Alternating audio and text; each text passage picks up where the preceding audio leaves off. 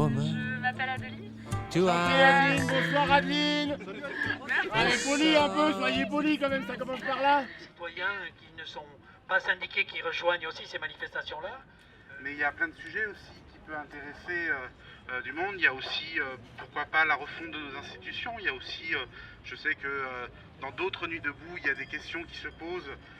Pourquoi pas sur un changement de nos institutions. Je crois qu'il y a déjà une démarche sur Périgueux, d'atelier constituant, c'est ça? Oui, moi je suis là ce soir parce que voilà, moi j'ai des petits-enfants, j'ai des enfants et j'ai peur pour leur avenir. Mais non, mais la jeunesse sera dans le mouvement. Elle est dans le mouvement déjà. Non, pas beaucoup. On reproche beaucoup à ce mouvement de n'avoir aucune revendication ou proposition. Bah non, justement, on prend le temps, c'est ce qui est nouveau. C'est pas un mouvement partisan, je trouve que c'est plutôt bien, parce qu'on a été un petit peu déçus par les camps, quels qu'ils soient. Doivent pouvoir s'exprimer. Mais je pense qu'un grand cercle comme ça élargi n'est pas propice, puisqu'il y en a un, deux, peut-être trois qui vont prendre la parole et puis les autres vont se cacher. Ce que je propose pour le coup, c'est qu'on fasse des groupes de peut-être 5 à 10 personnes. Quel rôle peut-on jouer pour aller porter cette parole que nous partageons là, mais... Là, l'Arabie Saoudite a annoncé qu'ils allaient faire un fonds d'investissement de 2 billions de dollars pour l'après-pétrole. L'après-pétrole, c'est pas dans 30 ans, c'est pas dans 40 ans, c'est dans 15 ans. Dans 15 ans, il n'y a plus de pétrole. On fait comment? Les Saoudiens sont en train de le prévoir, nous, nos politiques, ils nous endorment. On a appris par la presse qu'ils allaient démolir nos logements. Les logements, les derniers construits. Même, il y a un gros problème, c'est qu'on est 60 millions, alors on oppose tout de suite cet argument contre la possibilité d'avoir une démocratie directe, qui est un pléonasme, hein, parce que, bon, voilà. Je suis tombé sur un article aujourd'hui, il y a une solution qui est en train de voir le jour, c'est les blockchains, c'est le système qui fait fonctionner le Bitcoin, c'est-à-dire qu'il n'y a pas, le logiciel n'est pas centralisé sur un serveur en particulier, mais partagé par tous ceux qui sont inscrits sur un blockchain, ce qui fait que c'est complètement impiratable. On leur fait peur, on les terrorise en leur disant qu'ils n'auront plus de logement, qu'ils vont se retrouver sur le trottoir avec leurs meubles. Voilà comment on traite les gens à cette gourde.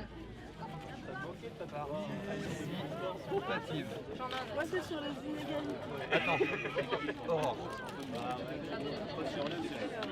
Ça va se passer avec David.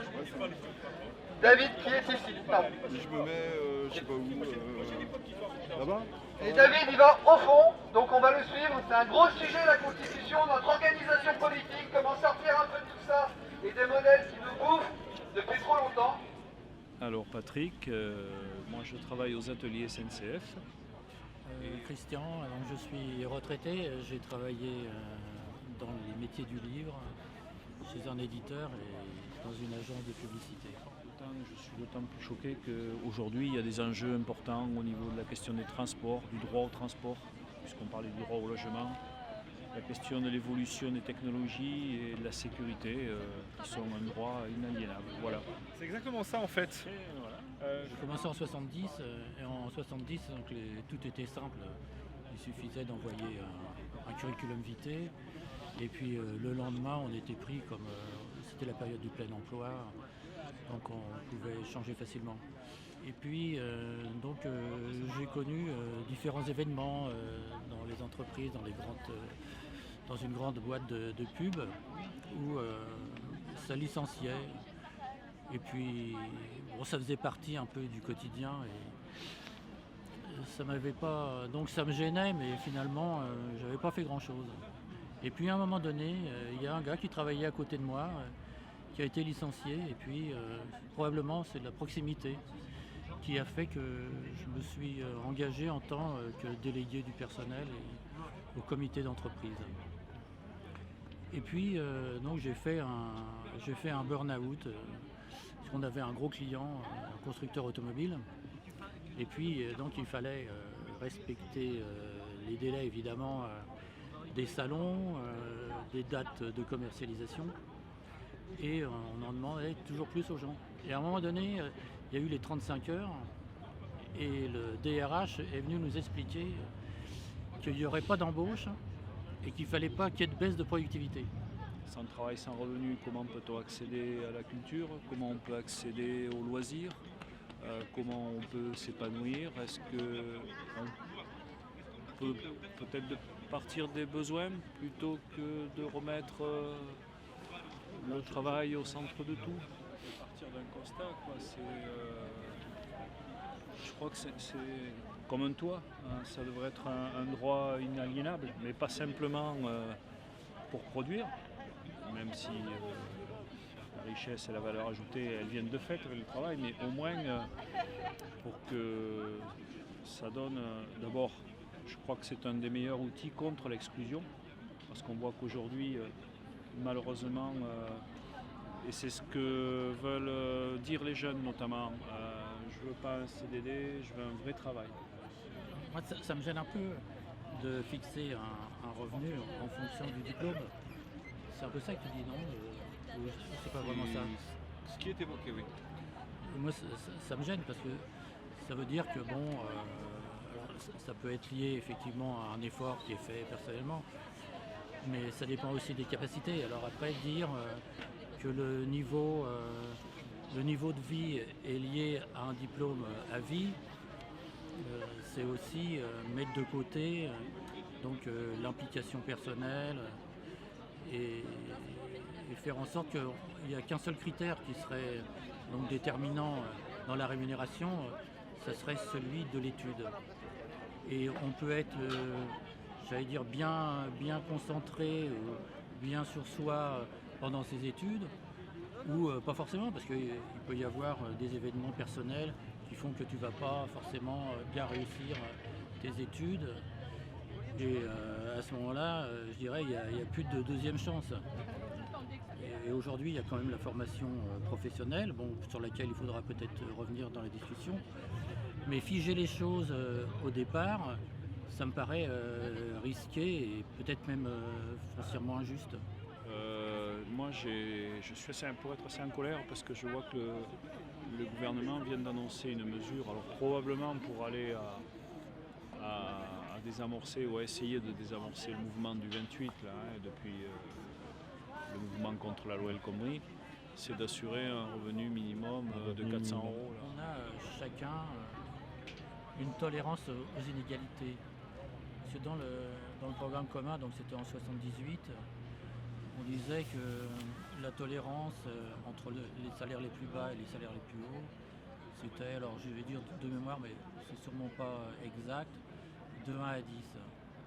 Et puis aux dernières élections, au Front de gauche, c'était plus, ça devait être de 1 à 20. Ouais. Donc quelque chose comme ça, hein. Bon, je ne garantis pas les chiffres. Mais ce qui veut dire que finalement, on s'est quand même quelque part habitué un peu aux inégalités. Mais il y a un autre point, je pense qu'il faudrait qu'on puisse développer aussi, c'est sur l'histoire du travail, l'histoire de l'organisation du travail. Parce que ça aussi, ça a pesé sur les façons de penser et sur le sens qui est donné au travail. Là, je parle des entreprises qui sont encore dirigées par des capitaux privés et où les gens sont censés se débrouiller eux-mêmes. Et effectivement, ils sont plus motivés, ça c'est sûr. Mais jusqu'où on leur demande d'aller? Alors là, il y a l'histoire de l'apologue du cheval mangeur qui donne assez bien un peu ce qui se passe quand il y a une nouveauté. Donc tu as 2 paysans qui travaillent à la bêche et puis après il dit bon, on va acheter un cheval, ça va nous simplifier la vie. Et alors au lieu d'être 2, il n'y aura plus qu'un seul paysan avec son cheval. Alors qu'est-ce qu'on fait du deuxième?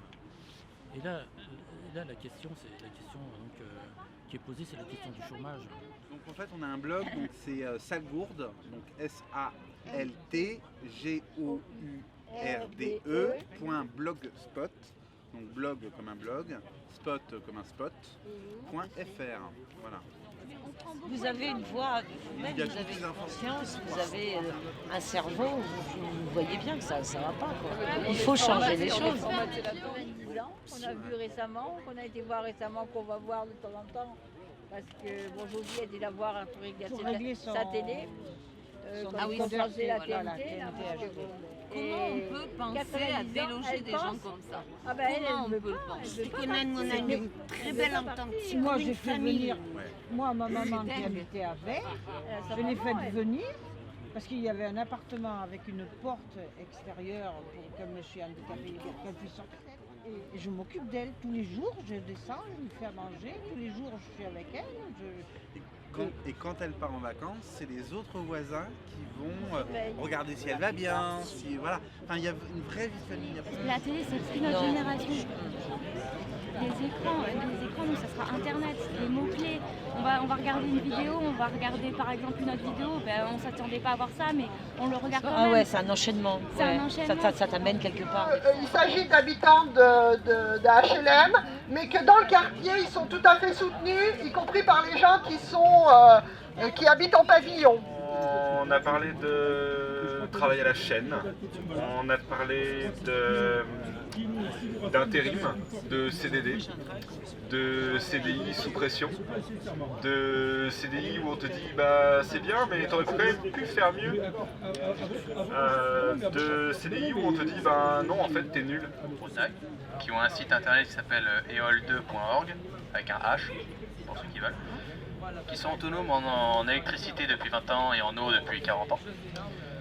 Et j'ai exposé les diverses solutions qu'ils ont appliquées, c'est-à-dire qu'en fait ils ont pioché un peu dans tout, c'est-à-dire une petite éolienne qui peut tourner à 3 mètres par seconde, un petit panneau de photopile qui bricolé avec un système de lave-glace et d'horloge qui suit le soleil au fur et à mesure. Un stock de batteries parce qu'ils se sont coupés du réseau. Donc on a décidé de se rapprocher des associations d'élèves ou de parents d'élèves ou des profs directement pour faire des sortes d'ateliers avec les élèves. Donc on a pensé à plusieurs outils, il y a les débats mouvants par exemple, il y a aussi les porteurs de parole. Normalement ça se fait dans l'espace public mais là on peut le faire dans un établissement scolaire, ça posera pas de problème. Alors pourquoi les femmes sont toujours ravalées à leur physique? Est-ce que leur physique est en relation avec leurs compétences ou leurs non-compétences, etc. etc. Bon, j'ai juste un tout petit peu de mal avec le mot lutte, bataille. Bon. C'est vrai, c'est vrai. Oui, bah, je fais ce que je peux en même temps, hein. Tu faiblis. Ah ben voilà, après j'oublie ce que j'avais envie de dire. Non, moi ce que j'aime bien, et ce que je me dis à moi-même, c'est que quand je marche, et bien à force que je marche, et ben je fais beaucoup de chemin.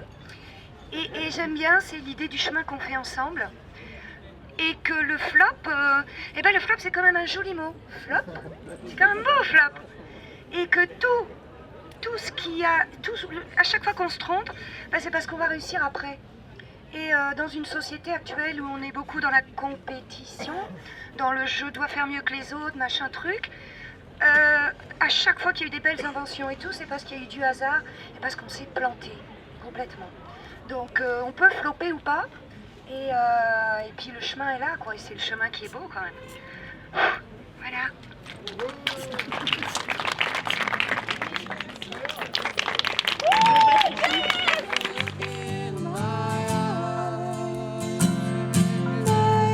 If you look in my eyes, if you look in my eyes, if you look in